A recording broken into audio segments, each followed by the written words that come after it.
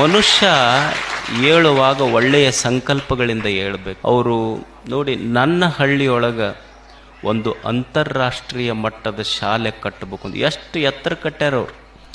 ಆ ಗದಗ ನಜ್ಜಾರ್ ಹೇಳ್ತಿದ್ರಂತ, ಅವ್ರು ಪಟ್ಟಣ ಶೆಟ್ಟರ್ ಅಂತ ಹೇಳಿ ಅಲ್ಲಿ ಒಬ್ರು ಅಡ್ಮಿನಿಸ್ಟ್ರೇಟರ್ ಅದಾರ, ಅವ್ರಿಗೆ ಹೇಳ್ತಿದ್ರಂತ, ಪಟ್ಟಣ ಶೆಟ್ಟರ್ ಏನಾರ ಕಟ್ಟಪ್ಪ ನೀನು, ಆ ಬಿಲ್ಡಿಂಗ್ ಮುಂದೆ ನಿಂತು ಯಾರ ಹಿಂಗೆ ಟೊಪ್ಪಿಗೆ ಹಾಕೊಂಡವ್ರು ನೋಡಿದ್ರು ಟೊಪ್ಪಿಗೆ ಕೆಳಗೆ ಬೀಳ್ಬೇಕು, ಅಷ್ಟು ಎತ್ತರ ಕಟ್ಟಬೇಕು ನೀನು ಅಂತಿದ್ರಂತ.